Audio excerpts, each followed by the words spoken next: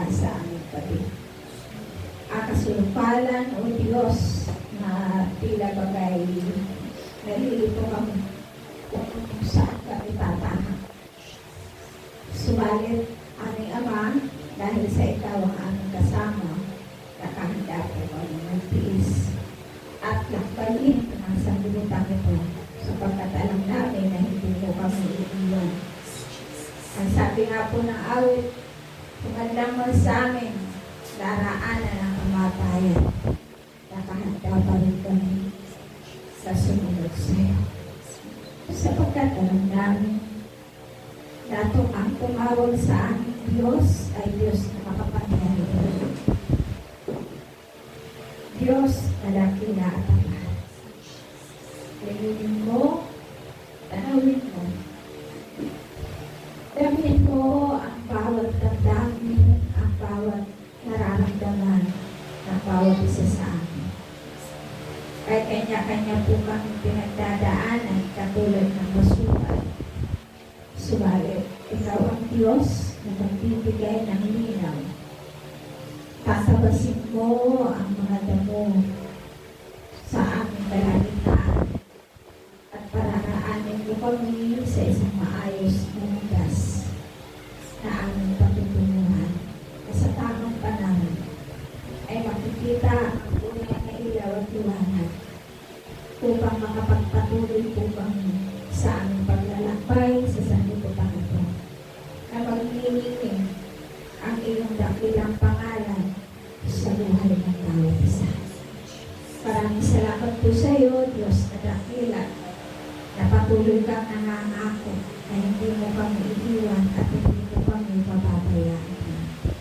O kaya, Diyos na dakila, sa umagang ito, pangunahan po kami ng iyong Santong Espiritu na siyang makapangyarihan na magbubukas sa aming mga puso at isipan at magpapaunawa ng iyong mga salita upang mabigyan po ito ng linaw at aral sa aming mga buhay at makita ang iyong kapangyarihan sa puso ng bawat isa sa amin.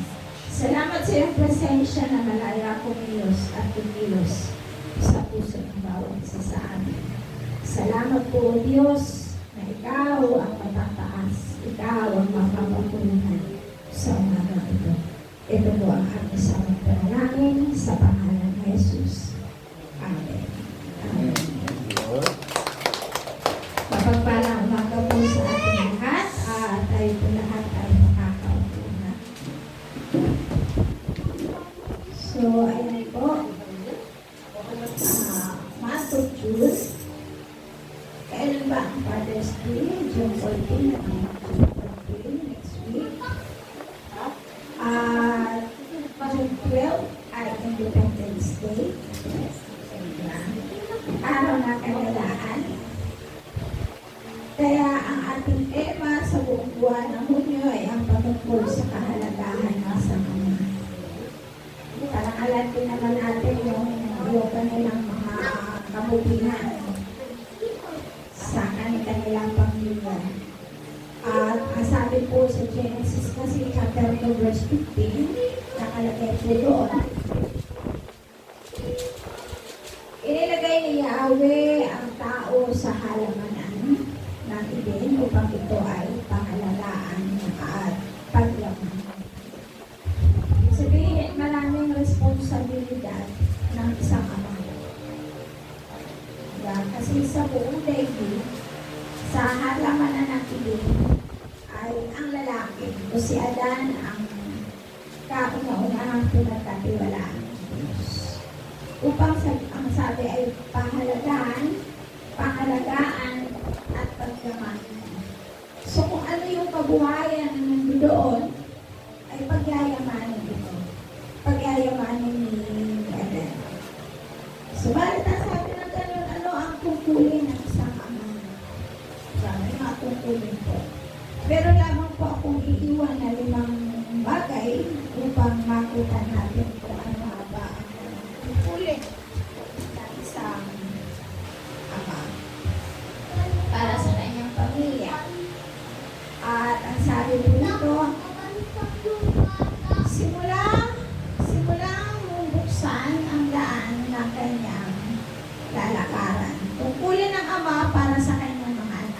ano ito, sa kanyang pamilya.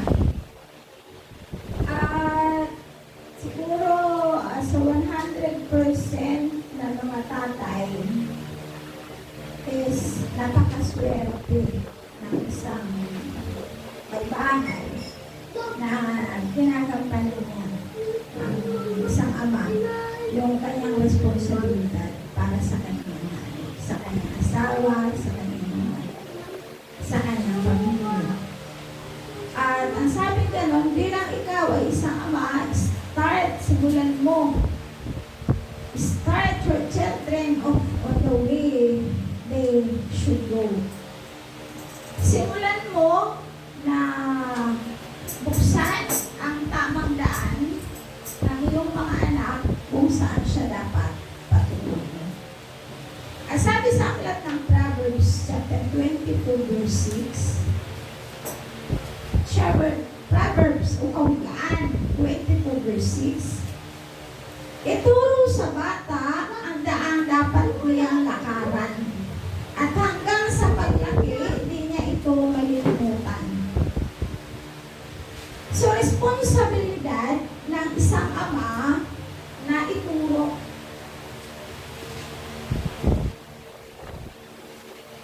sa kanyang anak kung ano yung dapat niyang lakaran habang siya ay maliit pa. Sapagkat ang sabi ng ganun, hanggang sa kanyang paglaki ay hindi niya ito malilimutan. So, dapat ang iyong mga anak, ang ating mga anak, habang siya ay maliit pa, itinutuloy na natin yan. Tinuturuan na natin yan. Lalong higit na may responsibilidad dito ang ama. Tingnan niyo po, sa sobrang pagmamahal, sabi nga, kung talagang mahal mo yung anak mo, hindi mo siya hahayaan na alam mong mali na yung kanyang ginagawa habang maliit pa siya, ay itutuloy mo. Sabi nga, turuan mo na siya. Di ba minsan may mga bata na pasimula pa lamang ng pagsasalita, nakakapagmura na ito, pero tuwang-tuwa pa ang magulang. Ay, ganun mo na, huwag mo na siya magmura. Diba? Merong mga ganun eh. So, nasasanayan ng bata. Kaya ang magulang, lalo patigit ang ama, ay modelo yan ng kanyang sambahayan. Kasi siya yung may lakas, siya yung may braso, siya yung dapat na magdidisiplina sa kanyang mga anak. Kapag kinonsente ng magulang yung kanyang anak, kahit niluloko na siya, kawawang bata yan sa paglaki. At pagsisisi ang isang ama kapag konsente mo siya. Sabi ng Proverbs, diba? Ituro mo lang sa kanya. Meron pong kwento ng isang pamilya at isa lang ang kanyang anak. Babae pa naman. At may sarili silang sasakyan. May sariling taxi. At itong taxi na ito ang ginagamit niya para sa paghahanap buhay. So dumating yung punto na ang kanyang asawa, kanyang may bahay ay nagkasakit ng malubha. At nung nagkasakit ng malubha yung kanyang misis, na ibenta yung kanilang taxi para lang sa pagpapagamot ng misis. Maliit pa yung kanyang anak na babae. Nasabi ang palad ay ang nangyari na matay ang babae. So, ang natira, siyempre, siya ang amay. So, siya ang tumayong ama at inadoon sa bata. Ang pinakamabigat at ang pinakamasaklap na buhay ay sa bawat hinihingi ng kanyang anak ay binibigay dahil hindi niya kaya. Dahil siyempre, ang niya yan eh. Anak niya yun, nag-iisa, babae pa man. Nag-iisang babae. So, ang pinakahanap buhay nitong tatay ay ang tawag nito, tataksi na masukan itong ama. Nag-arkila, kumbaga parang boundary lang. So, minsan, dahil kinakapos, dahil yung anak niya ay patuloy niyang pinag-aaral, madalas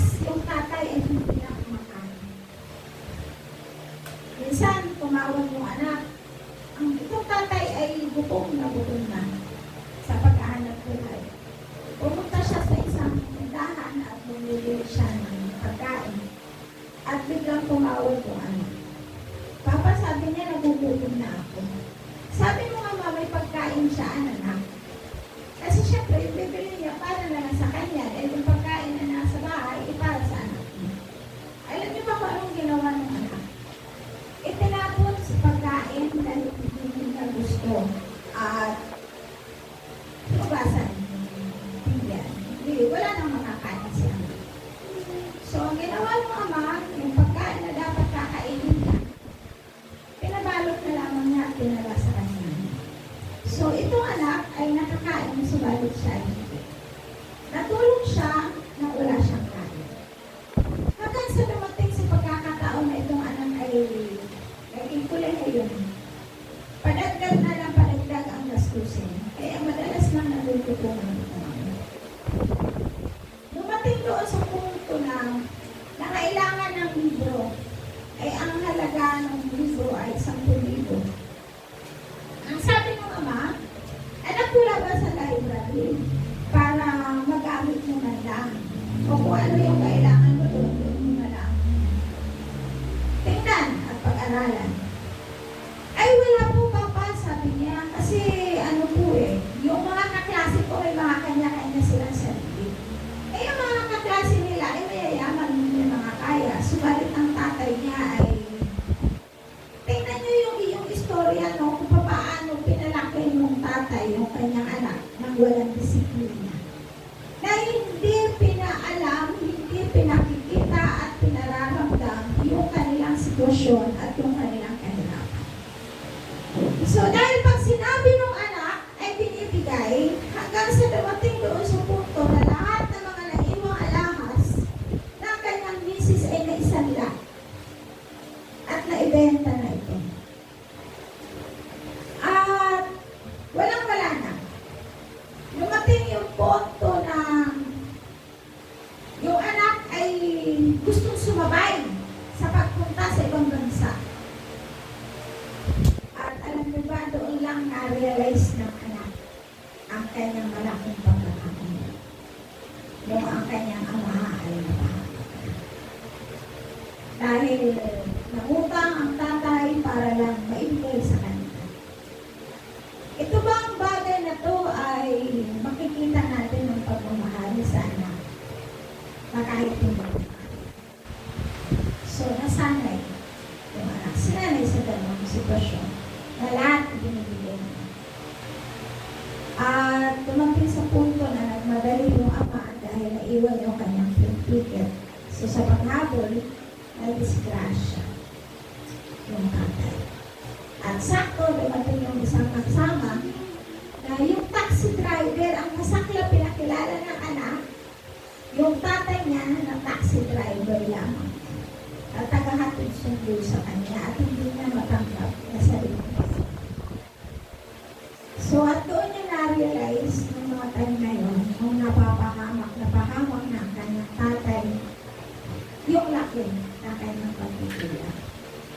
Kaya sa mga magulang, sa mga anak, kailan pa kaya ma-realize ng isang anak yung pagkukulang na sa kanyang tatay. So kaya ang sabi gano'n ng Biblia, habang maliit pa ang iyong anak, ituro mo na. May limitasyon ka dapat. Ituro mo kung ano yung dapat ng lakaran. Parang sabi ng gano'n, ituro sa bata ang dapat niyang lakaran at hanggang sa paglaki, di na ito malilimutan. Nakatutok na ang kanyang isipan. Di ba? Na hanggang dito lang kami, hindi ako pwede makisalamuhan. Pwede ka naman makipagkaibigan. Pero yung aabutin mo, yung nararating nila na hindi mo pa kaya at wala ang magulang mo, wala sa ganung sitwasyon, hindi na mo tama. Kaya paano natin maitutuwid ang mga anak natin? Diba? So, ibig sabihin, simula pa lang, dapat tinuturuan na. Yun ang sinasabi ng ang Biblia. Turuan mo na. Kaya yung kung maliliit pa ang mga anak mo, ipakita mo na. Ipit kayo, mahirap kayo, sabihin mo na, ipakita mo na sa kanya. Pagkaman kayong mga magulang ay nandun nagsusumikap.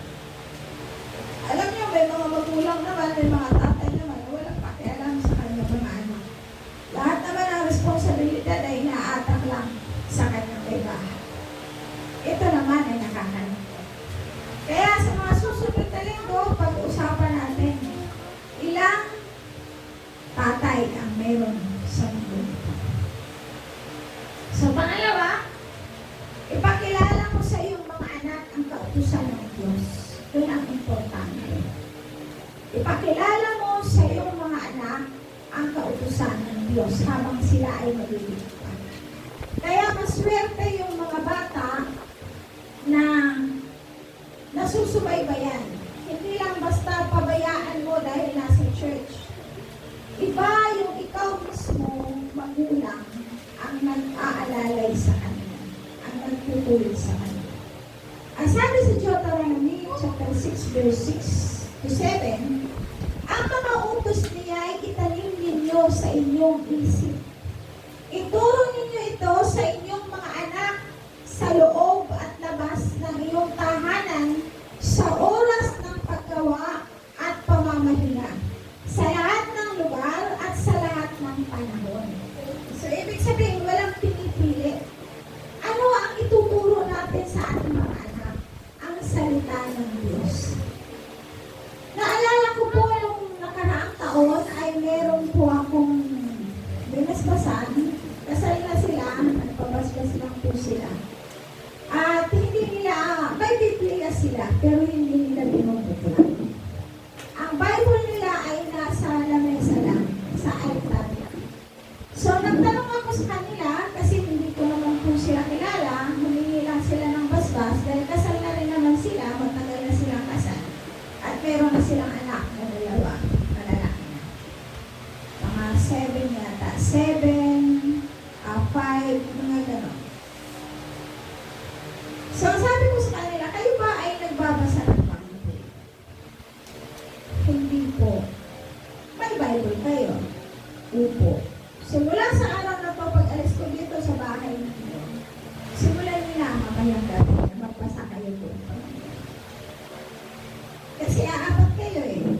Nanay, tatay, dalawang anak. So, alam nyo ba na yung dalawang bata pa ang nagpapaalala sa magulang? Mami, magbabible na tayo. Diba? Nakakatuwa yung mga ganung bata. Mami, magbabible na tayo. Kaya hindi sila natutulog na hindi sila nagbabible. Kaya hindi sila nagbabasa at hindi sila nagpipray.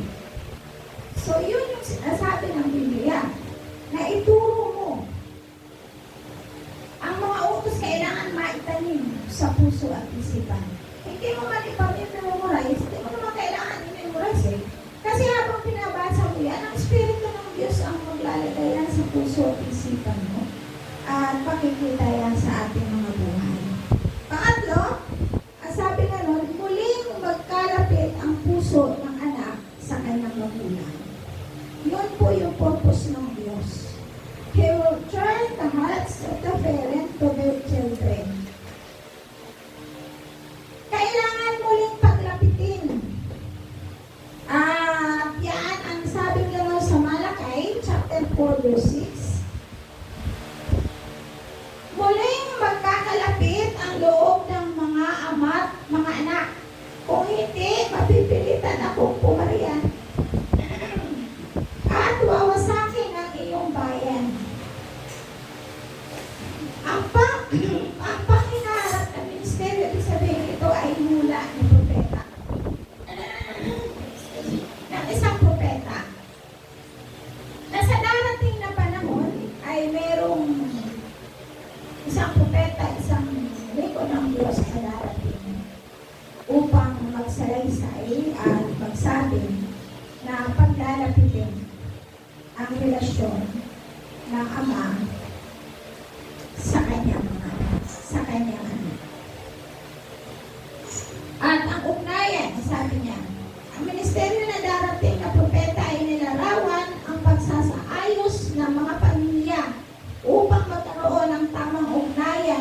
Diyos at sa isa't isa. So, ang sabi po, thank you. Ang sabi sa Luke chapter 1 verse 17,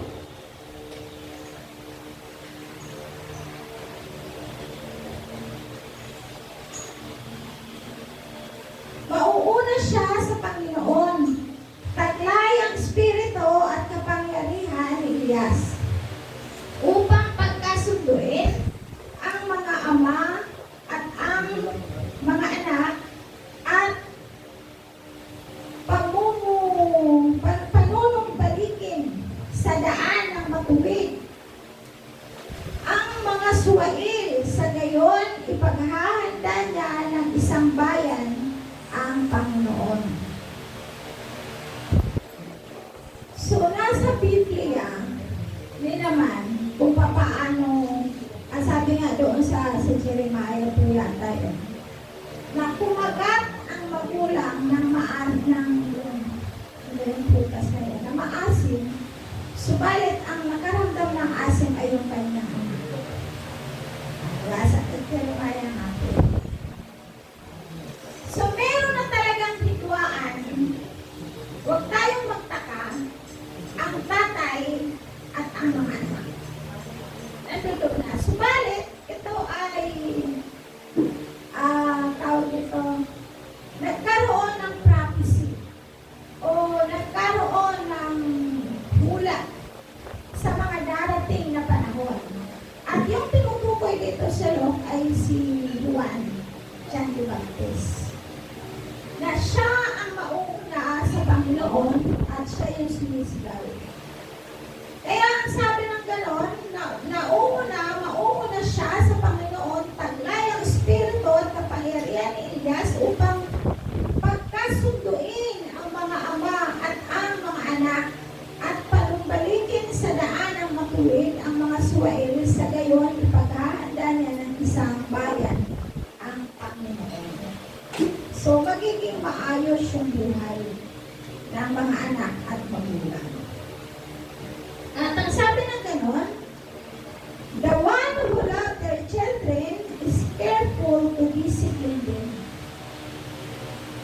Kung ang isang ama na nagmamahal sa kanyang mga anak, ito ay nag-iingat upang siya ay disiplina. So, sa mga tatay, nagdidisiplina niyo ba ang inyong mga anak? Baka naman, pag wala ang tatay, ang nanay. Pag wala ang nanay, ang lola. Kung nasa putero mo ang apo mo, ako, balit pa yung apo ko. Talagang, ano yun? Mama! Pag-ubusan na rin. Siyempre, pagka maaga pa, hindi siya pwede nang balati. Hindi ko siya sinasabi. At kapag nagmamatila siya, mas matigas ako. Hindi, no! I said no! So, tatayo na lang siya. Pag tumayo na siya, hindi ko na siya talaga pwede. Kukunin ko na siya. Tapos, kung ano na lang ang pwede ko maibigay na nararapat para sa kanya. So, sa ganun kaliliitan, dapat, kung walang magulang, kung walang ama, nanay. At kung walang nanay, ang lola, kung nasa sa inyo. Pakita na yung pagdidisiplina. Hindi yung alam mo ng mali, yung ginagawa ng bata, ay pinagpapatuloy, pinababayaan at tuwang-tuwa ka. Minsan, yung pananagot ng mga bata. Ngayon, karamihan sa mga kabataan, kung sagot-sagutin ka, gano'n na lang. Wala nang disiplina. Bakit hindi na din yung disiplina ng sarili? Kaya iba na po ang takbo ng sanlibutan natin ngayon. Subalit tayo mga Kristiyano, bilang tayo mga magulang, dapat ipakita pa rin natin na kakaiba ang pagmamahal natin. Dahil ang namumuno sa atin ay ang Diyos. Ang salita ng Diyos ang pinapairal natin sa ating mga kanya-kanyang tahanan. At hindi dapat siya na nawawala. As sabi sa Proverbs chapter 13, verse 24, ang mapagmahal na magulang ay dapat magparusa sa anak, pagkat ang supling na minamahal ay dapat itinutuwid ng landas.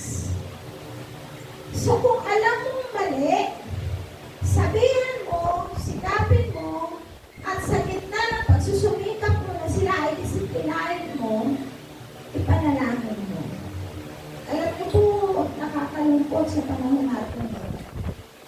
Kapag ka ang mga anak natin ay umidad na ng 16, 15 pa lang eh. Minsan nga 12 years old na, di ba?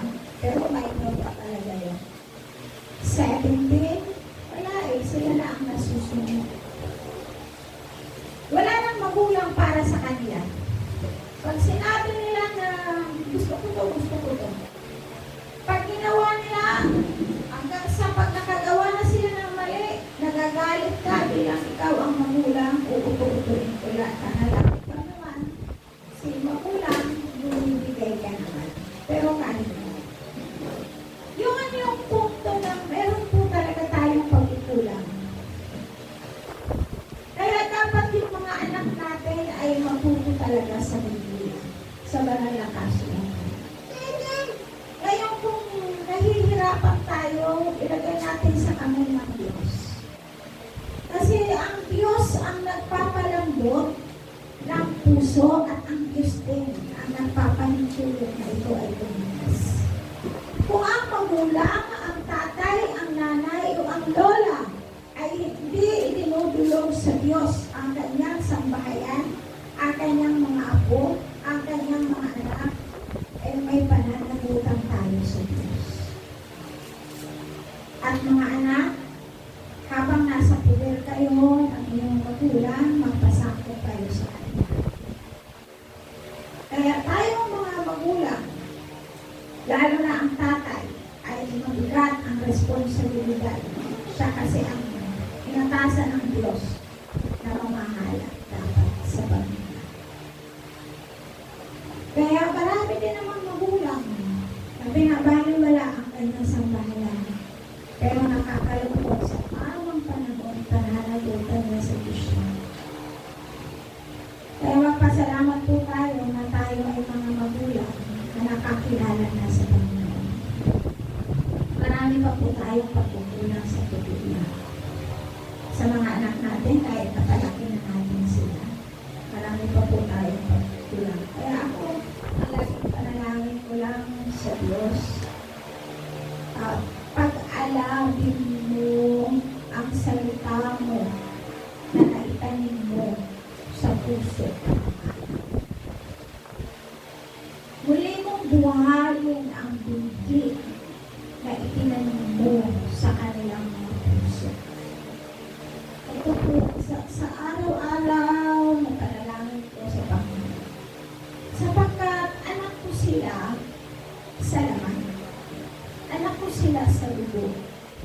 Pero sa kanilang isip at puso, totally ang Diyos lang ang may kapangyarihan ng atin.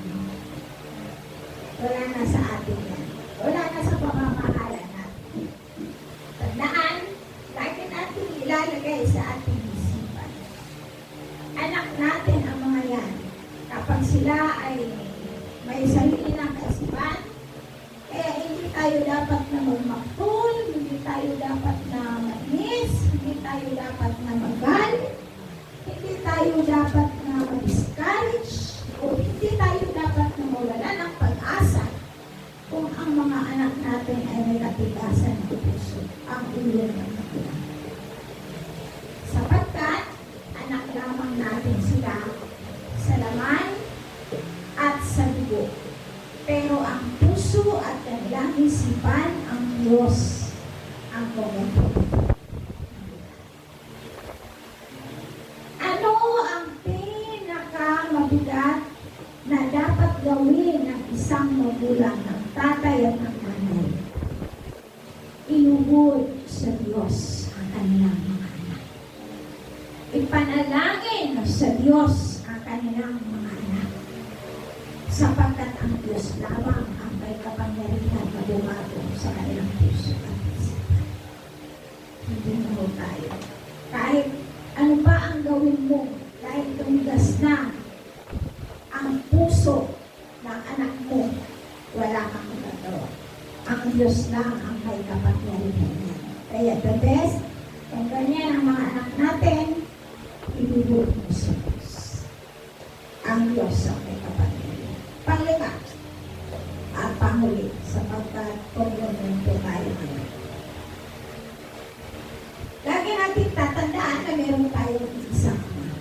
Yun ay ang Diyos. You have one Father and He is in heaven. Meron tayong nag-iisang Ama. Yun ay nasa langit. Bagaman may mga tatay dito sa lupa, subalit ang tatay ng mga tatay, di ba? Ang tatay ng mga lolo at tatay ng mga tatay ay ang Diyos na nasa langit. Sabi sa Mateo chapter 23 verse 9, at huwag ninyong tawaging Ama ang sinumang tao sa lupa, sapagkat isa ang inyong Ama, ang Amang nasa langit. Diba? Kasi ang tatay, ano ba ang ibig sabihin ng tatay? Father din naman yan. So yun nga lang. Maaaring tawagin kasi pamilya mo yan. Pero yung hindi mo paano-ano matawagin mong Ama, taliwa sa sinasabi ng Biblia. Dahil ang sabi ng Biblia, ay isa lang ang inyong Ama. Yun ay ang nasa langit. Yun ay ang Diyos.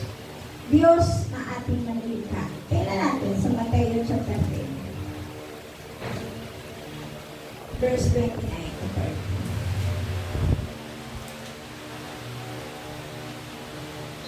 Hindi ba pinagbibili ang maya ng dalawang isang pera?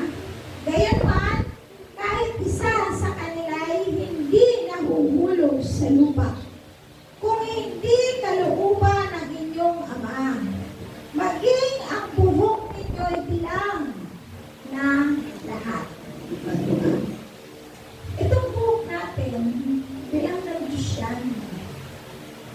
So, ibig sabihin, kung pipina natin, kaya nga huwag kayong matakot, higit kayong mahalaga kaysa libo-libong maya.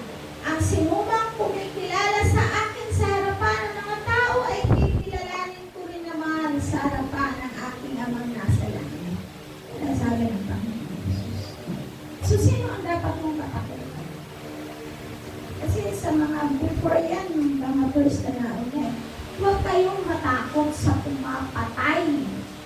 Ang kaya lamang niyang patayin ay ang inyong katawang lupa. Subalit hindi na kayang patayin ang inyong espiritu.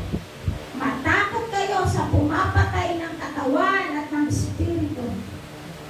Sino yun ay ang Diyos.